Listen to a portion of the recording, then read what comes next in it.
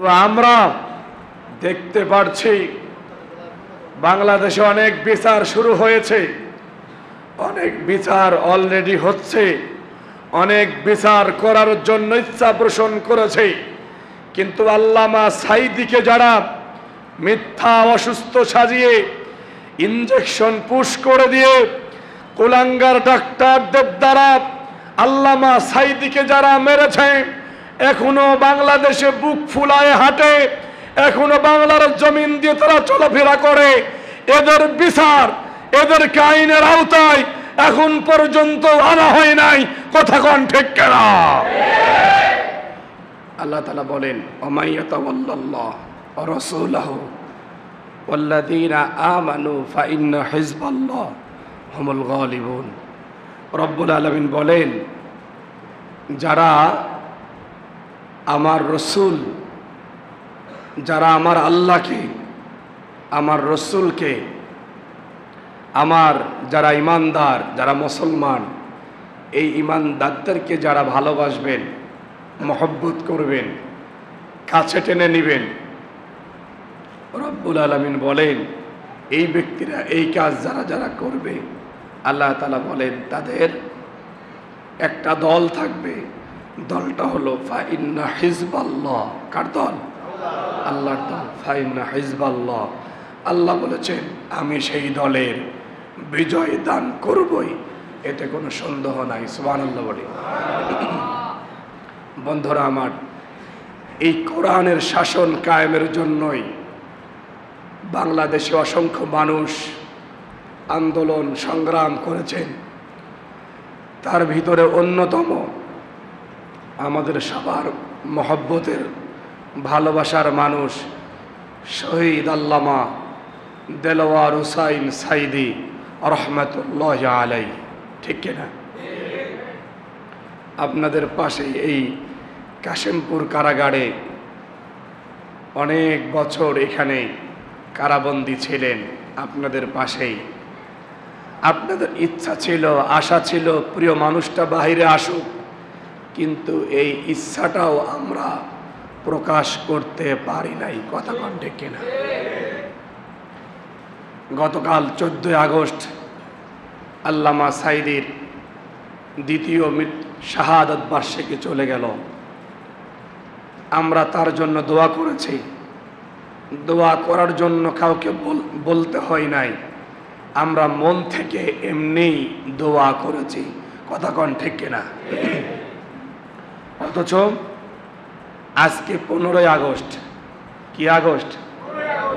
15 August, আজ একটা বছর বাদে তার আগের 15-16 বছর এই 15 আগস্ট রাষ্ট্রীয়ভাবে প্রতিটা স্কুল, কলেজ, মাদ্রাসা, শিক্ষাঙ্গন, ব্যবসা প্রতিষ্ঠান সকল জায়গা শোক পালন করা বাধ্যতামূলক করেছিল। কথা কোন ঠিক কিনা?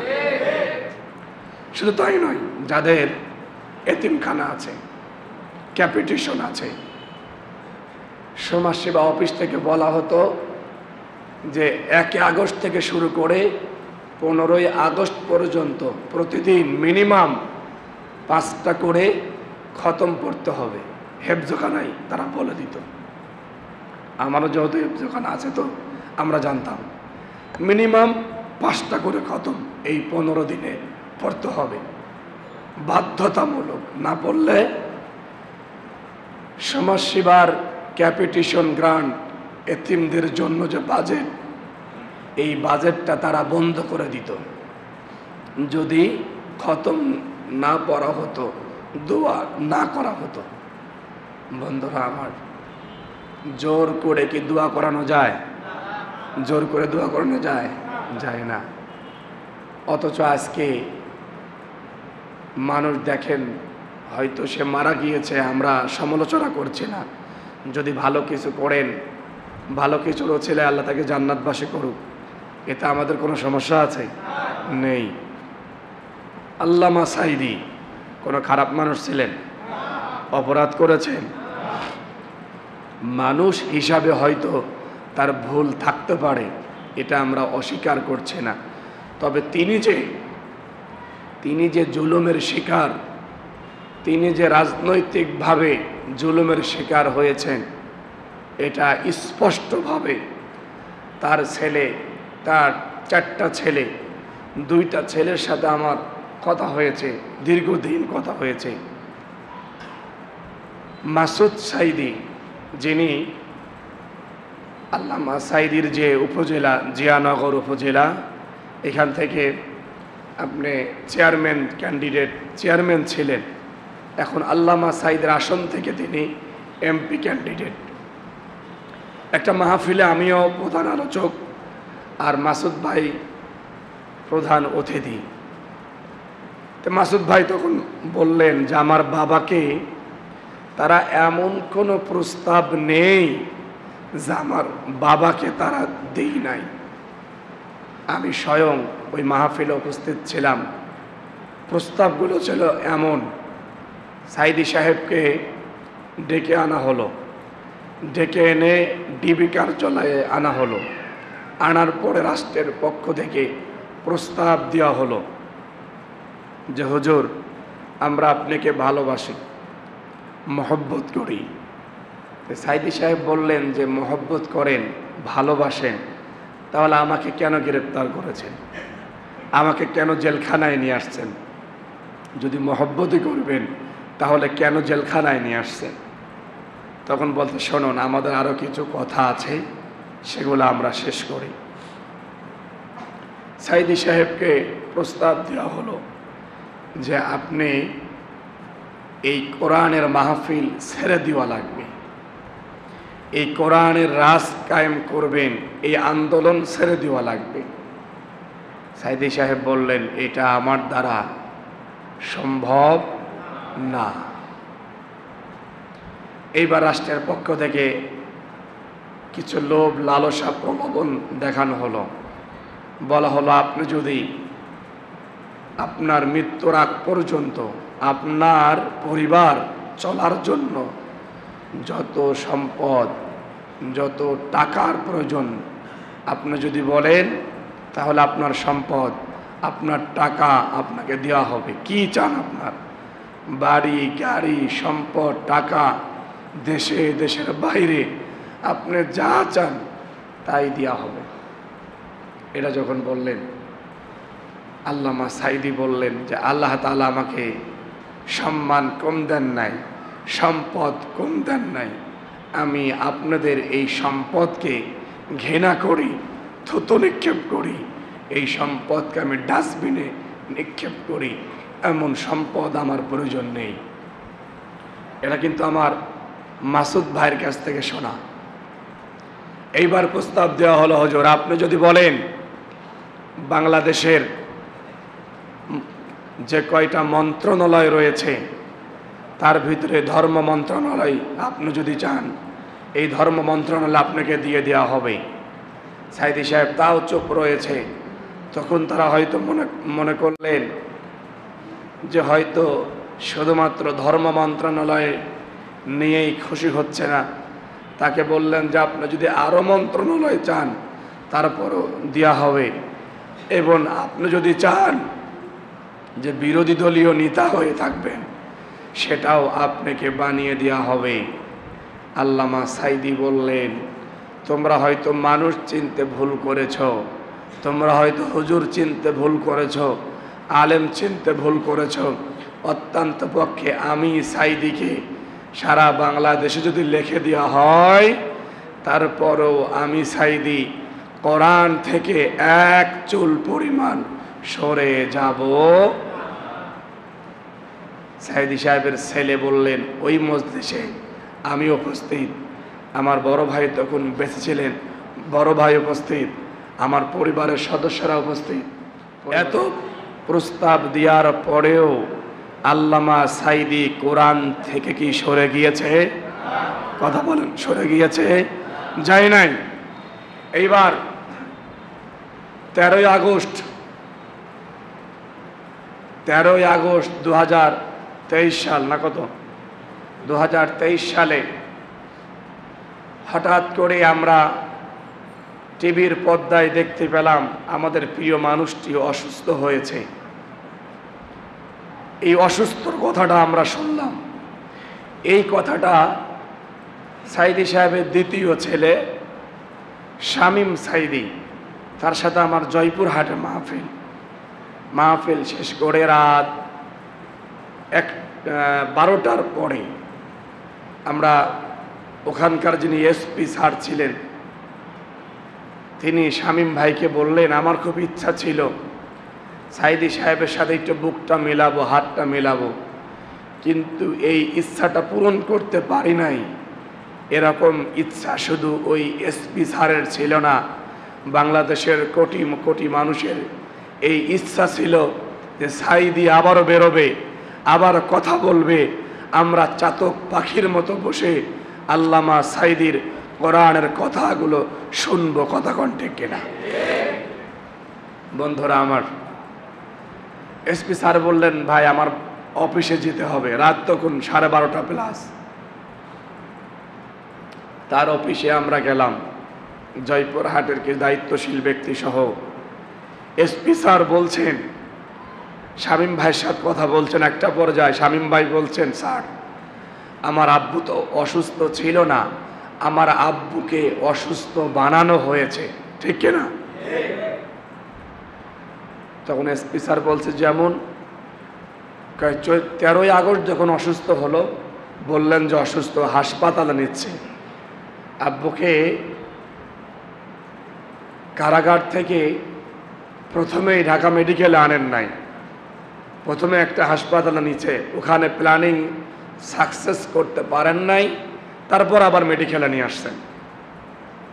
তা আমাকে 13ই আগস্ট ওই কারাগার থেকেই একজন অফিসার আমাকে ফোন দিলেন। ভালো মানুষ আছে না নাই?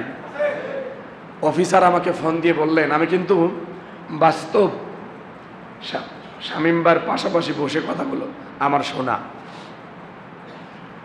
অফিসার আমাকে ফোন দিয়ে বললেন যে ভাইজান, হয়তো আর হুজুরকে আমরা ফিরে পাবো না।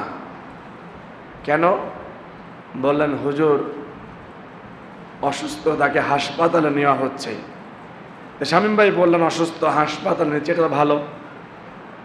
কয়, ভালো আপনি বলছেন, কিন্তু আমরা তো এখানে আছি, এটা আমরা ভালোভাবে নিচ্ছি না। তার কারণ হুজুরকে যখন হাসপাতালে নেওয়ার জন্য বের করা হয়, এই হাসপাতালে নেওয়ার সময় যে প্রশাসনিক টিম ছিল, এই টিমে আমাদের লোকজন নয়, বিশেষ একটি টিম, তাদের তাদের তাদের মাধ্যমে হুজুরকে নিয়ে যাওয়া হচ্ছে। এবং হুজুর যদি অসুস্থই হবে ভালো কথা, কিন্তু হুজুর যে রুমে থাকতেন, ওই রুমের হুজুরের ব্যবহৃত জামা কাপড়, টুপি, পোশাক আশাক, কিতাব যা ছিলেন সবগুলাই বস্তা ভর্তি হুজুরের সাথে সাথে সব ওখান থেকে বের করে নিয়ে চলে এসেছে। তখন স্বামী সুস্থ হলে কি নিজের ঘরের ভিতরের সব কিছু বের করে নিয়ে আসে? তারা প্ল্যানিং করেই বের করেছে যে একবার বের করেছি, হয়তো আর এখানে আর আনবো না, সব জিনিস বের করে দিয়েছে। শামীম ভাই রওনা হলেন আমেরিকা থেকে, রওনা হয়ে দুবাই আসলেন। তখন নিউজ গেল যে সাইদি সাহেব, আমাদের এই প্রিয় মানুষটি আর নেই। বন্ধুরা আমার, বাবা যখন অসুস্থ হয়, কেউ যদি কখনো অসুস্থ হয়, তার আপনজনেরা, আত্মীয় স্বজন পাশে থাকলে, অসুস্থ ব্যক্তি, আমার মনে হয় ছেলে মেয়ে আত্মীয় স্বজন পাশে থাকলে অসুস্থ ব্যক্তি প্রায় 50% সুস্থ বোধ করে, ঠিক কিনা? সাইদি সাহেব অসুস্থ, তার 2টা ছেলে, 3 নম্বর ছেলেটা মাসুদ সাইদি, 4 নম্বর ছেলে নাসিম সাইদি, 2 জন উপস্থিত। অথচ সাইদি সাহেবের সাথে সন্তানদের সাক্ষাৎ করতে দেওয়া হলো না। ইশারের নামাজ 14 আগস্ট 8টা 30 মিনিট, মানুষ যখন ইশারের নামাজের জন্য আল্লামা সাঈদীর ছেলেগুলাও গিয়েছেন। এর ভিতরেই আওয়ামী লীগের শেখ হাসিনার সাজানো মিথ্যা অসুস্থ আর ভারতের মোদির মিথ্যা প্রেসক্রিপশন আর ছাত্রলীগের কোলাঙ্গার ডাক্তার দ্বারা বিষ প্রয়োগ ইনজেকশন পুশ করে আমাদের কোরআনের পাখি শহীদ আল্লামা দেলোয়ার হোসাইন সাঈদী রহমাতুল্লাহ আলাইকে তারা মেরে ফেলাইছে। কথা কন ঠিক কিনা? কথা বলেন ঠিক কিনা? আমরা তার জন্য দোয়া করি, আল্লাহ তাআলা আল্লামা সাঈদীকে শহীদ হিসাবে কবুল করুন, বলুন আমিন। জান্নাতের সুউচ্চ মাকাম দান করুন, বলুন আমিন। কিন্তু আমরা আজকে একটা কথা স্পষ্ট ভাষায় বলতে চাই, আল্লামা সাঈদীর মৃত্যুর 2 বছর পার হয়ে গেল।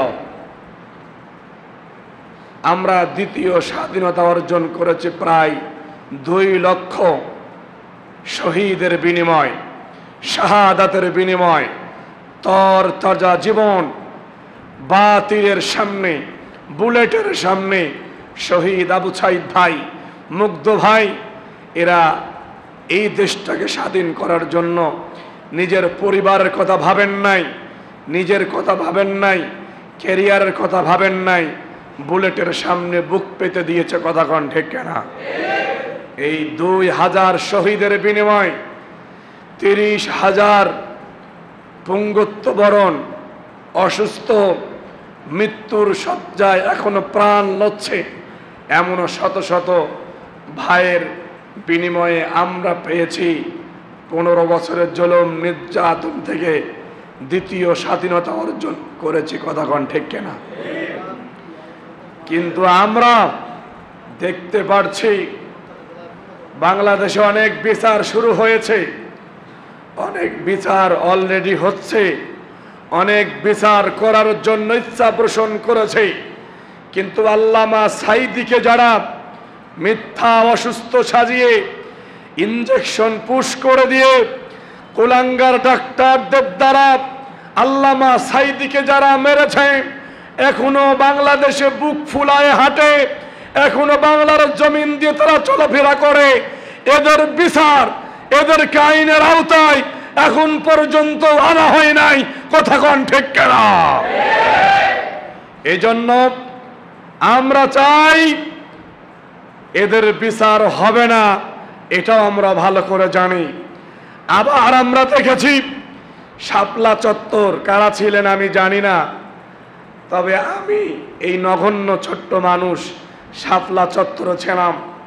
ওখানে কতটুকু কি হয়েছে না হয়েছে কিছুটা হলেও আমি নিজের চাক্ষুষ প্রমাণ আমি আছি। অথচ এই শাপলা চত্বরটাও জুলাই ঘোষণাপত্র হয়েছে।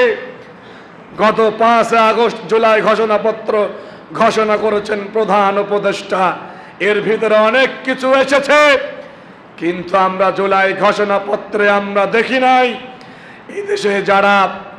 এদেশে যারা শাপলা চত্বরে হাজার হাজার মাদ্রাসার ছাত্র,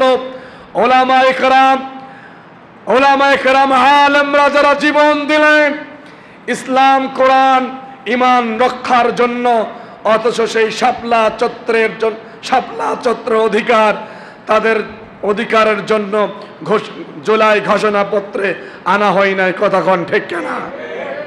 এবং ওলামায়ে কেরামকে বিনা কারণে ফাঁসির কাছে ঝুলায় তাদেরকে শেষ করে দেওয়া হয়েছে, এটাও আনা হয় নাই। আমাদের বুঝতে আর বাকি নাই, তোমাদের ঘোষণাপত্র তোমাদের ফায়দা হাসিলের জন্য, আর ওই ঘোষণাপত্র ইসলাম ধ্বংসের জন্য। কথা কন ঠিক কিনা? এই জন্য আমাদের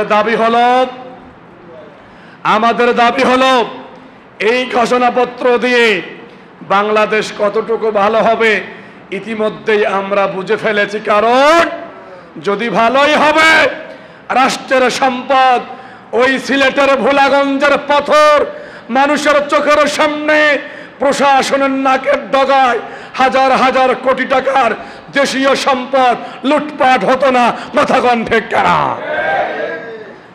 কারোর নাম মেনশন করে আমি কথা বলছি না, তবে আমি বলতে চাই শোনান, যদি আমরা শাপলা চত্ব অধিকার ফিরে চাই, যদি আমরা আল্লামা সাঈদীকে যারা হত্যা করেছে, আল্লামা সাঈদীকে যারা মিথ্যা অসুস্থ ছাদিয়ে বিষ প্রয়োগ ইনজেকশন পুশ করে মেরেছে, এদের বিচার যদি আমরা বাংলার জমিনে কার্যকর করতে চাই, আগামী ২৬ সনে জাতীয় নির্বাচনে ইসলাম পন্থীদেরকে ভোট দিয়ে পার্লামেন্টে আল্লাহর কোরআন নিয়ে কোরআনের পার্লামেন্টে এদের বিচার বাংলার জমিনে আমরা কার্যকর করতে চাই। আপনারা জানতো ইনশাআল্লাহ? কারণ আমরা কোরআনের শাসন ছাড়া, ইসলামের শাসন ছাড়া, সৎ লোকের শাসন ছাড়া, আল্লাহর আইন ছাড়া আমরা আমাদের অধিকার পাবো না। এটা আমরা 1 বছর ধরে বুঝতে পেরেছি। কতক্ষণ ঠিক কিনা? আমরা অনেক আশা করেছিলাম, বর্তমান উপদেষ্টাদের প্রতি আমাদের অনেক ভরসা ছিল, আশা ছিল, কিন্তু সেই আশা আমরা এখন আর করতে পারছি না। এখন আমাদের একটাই চাওয়া, আগামীর বাংলাদেশ ইসলামের বাংলাদেশ, কোরআনের বাংলাদেশ। কতক্ষণ ঠিক কিনা? বন্ধুরা আমার, আর একটা কথা বলতে চাই, যারা দেশের সম্পদ লুটপাট করে খাচ্ছেন, স্পষ্ট ভাষায় বলতে শুনুন, দেশের সম্পদ লুটপাট করে কেউ স্থায়ী হতে পারে না। আওয়ামী লীগ থেকে শিক্ষা নিতে হবে, আওয়ামী লীগ থেকে শিক্ষা নিতে হবে। এই আওয়ামী লীগের প্রশাসন ছিল, র্যাব ছিল, সেনাবাহিনী ছিল, সকল বাহিনী আওয়ামী লীগের পক্ষে কাজ করেছে। দেশের সম্পদ আলেমদের নির্বিচারে গুলি মানুষদের হত্যা করে আওয়ামী লীগ টিকতে পারে নাই। ওদের পথ যারা অবলম্বন করে দেশের সম্পদ, ওই সিলেটের পাথর যারা গ্রাস করেছে, চুরি করেছে, তোমরাও টিকতে পারবা না। আমার কথায় কেউ বেজার হইলেও কিছু করার নাই, কারণ অপরাধ যারা করবে, কোরআনের বিপক্ষে যারা যাবে, তাদের কথা আমি শেখ সাইদুল ইসলাম সাইদ বলেই যাব। বলবো তো, যতই ভয় দেখান সমস্যা নেই। আমি জানি হয়তো বলবেন যে এই খতিব রাখা যাবে না। আল্লাহর কসম খতিবগিরি থাকা লাগবে, খতিবগিরি করতে হবে এমন আশা 1 সেকেন্ডের জন্য করি না। কিন্তু আল্লাহর কোরআনের একটা শব্দ মানুষের ভয়ে বলা বন্ধ করব, এটা কখনো চিন্তাও করি না, ইনশাআল্লাহ ভবিষ্যতেও করব না। আল্লাহ কবুল করুন, বলুন আমিন। বন্ধুরা আমার, অনেক আশা নিয়ে এসেছিলাম, আজকে কথা বলবো, অসুস্থ শরীর নিয়েই এসেছি।